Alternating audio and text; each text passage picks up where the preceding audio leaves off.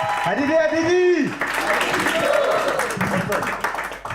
an artist is hard, you know, and it's so hard that it can push you to do things that you wouldn't imagine that you'd do one day.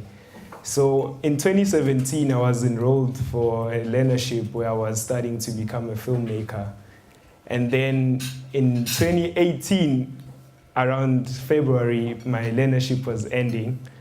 And then, like every artist, I wanted to have a very beautiful body of work, right? So I decided that I'll take my last stipend of 1,500 and backpack to Malawi, Cape Maclear. Yeah, so I was very ambitious because my understanding was that if I have 1,000 rands, in Mozambique I will have 5,000 Meti cash, which means I can make it to Malawi with 1,500, you know? Well, unfortunately, that didn't happen. So my trip started on the 22nd. It was a 21-day trip to Malawi, and I stayed in Malawi for 29 days. But how I went is that I bought a bus ticket, I borrowed a bag from a friend, packed my tent, my camera, and just went off. My first night in Mozambique, Maputo, I had never left the country before, so for me it was like, oh yeah, I'm there. You know? And then, yeah, things looked very cheap, you know, when you buy like in Meti cash, you just feel like you don't feel it, right? So I met an interesting lady from Australia who had just come from Tanzania on her volunteering thing. She was gonna be spending her last days in Africa, and fortunately enough, she was gonna stand in with me.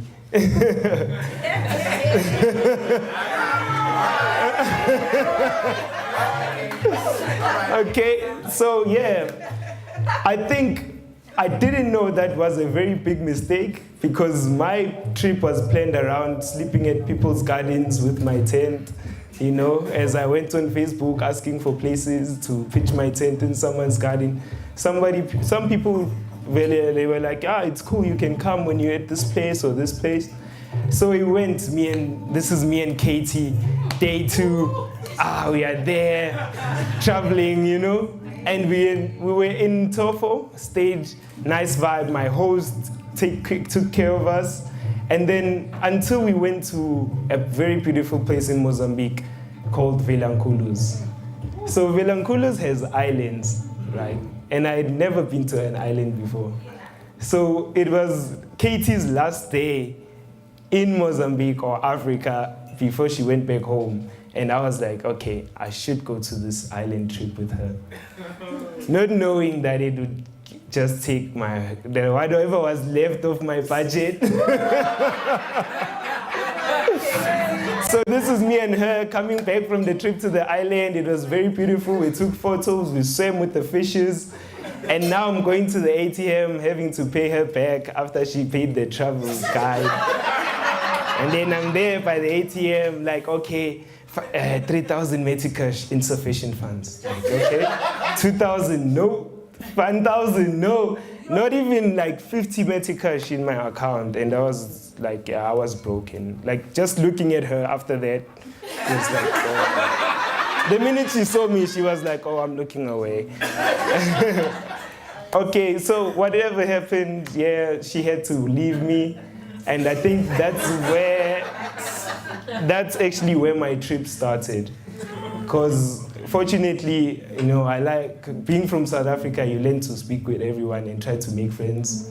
I made a friend with the tour guide, like, hey, my friend, now that you are my friend, maybe I can pitch my tent there by you, you know? Well, fortunately, the guy was like, no, it's cool, you can pitch your tent at my place. And then, okay, if I'm gonna stay by his place, but I don't have money for food, let me at least ask him also to organize a trip to fish. And then he organized the trip. I went fishing for the first time in my life, and I caught like 8 fishes. And that was great. Like, You know, it was great. When he came like later that evening, I got the fishes. He's like, yeah, that's great, man. We had a nice dinner. He invited a friend of his who had stayed in Cape Town at some point. And then this guy, me and him had a conversation. The rest of the guys watching us, not knowing what language we were speaking, you know. And it was nice. Then that guy said something very, like, profound, if I can say, you know, because he said, Shikwembu shini makongo, which means God has miracles. So he said to me, you will get there. You are crazy, you will get there, but God has miracles. Things will go well.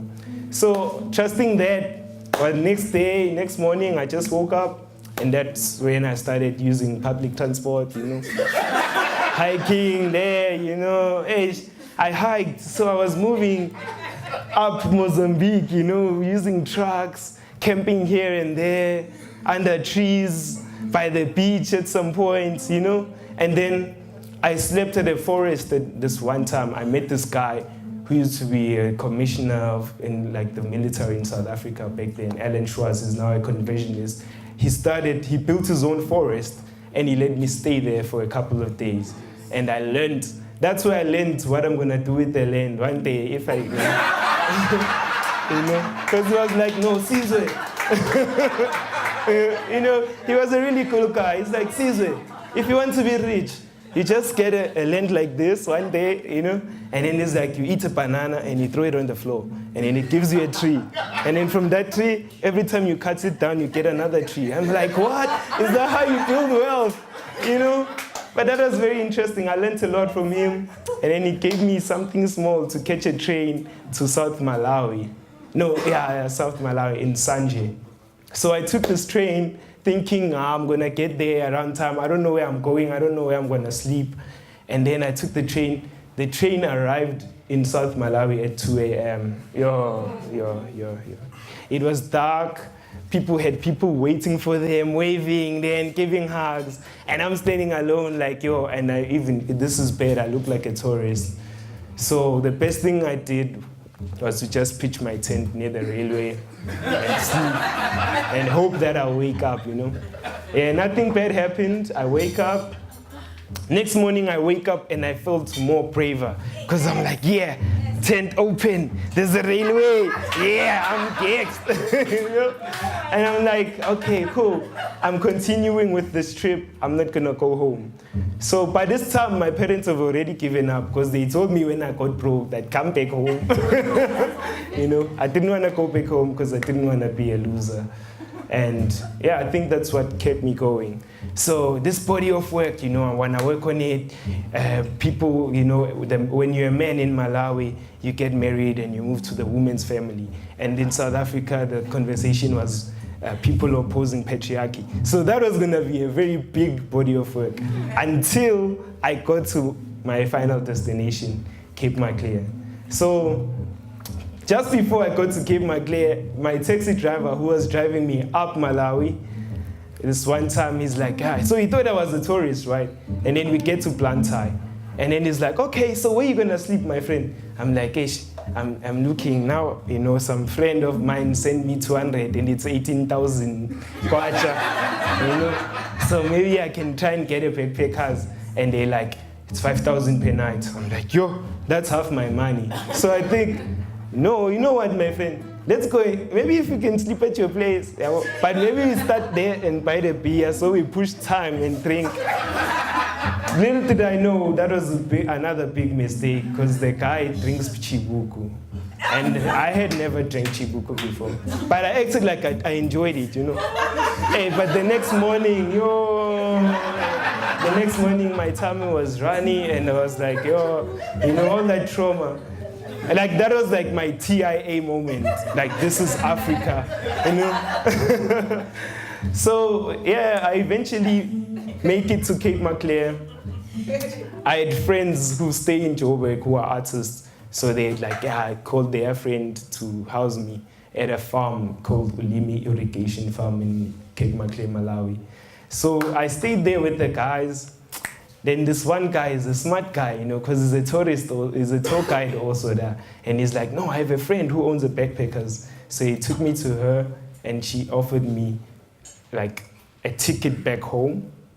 All I had to do was to just shoot photos there for them for the Easter weekend.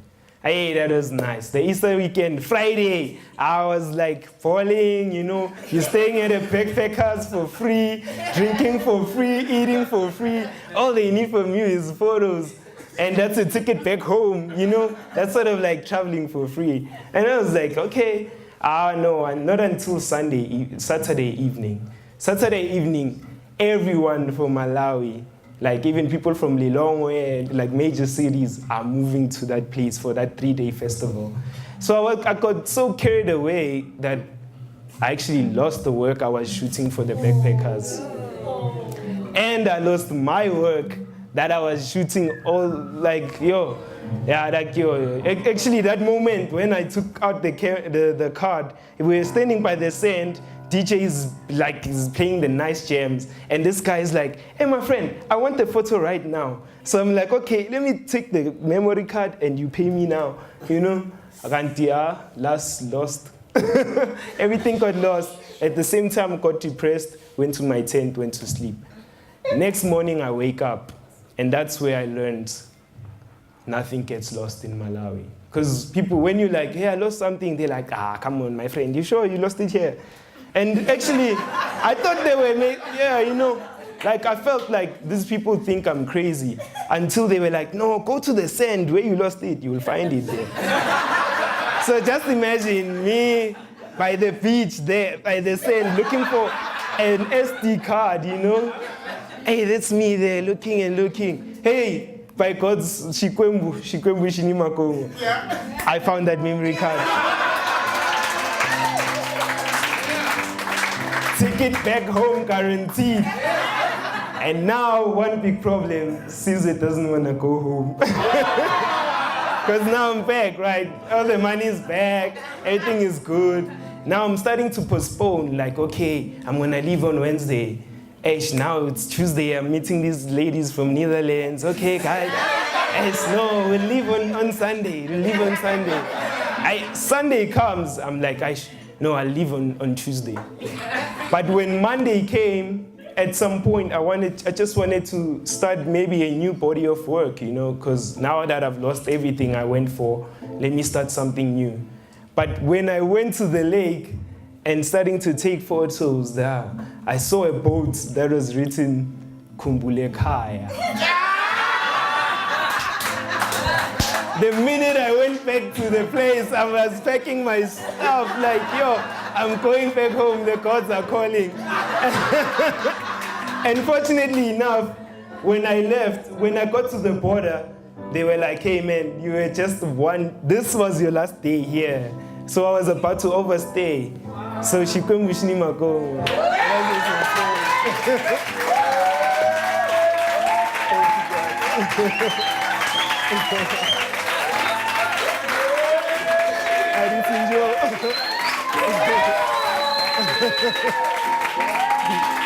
Thank you so much.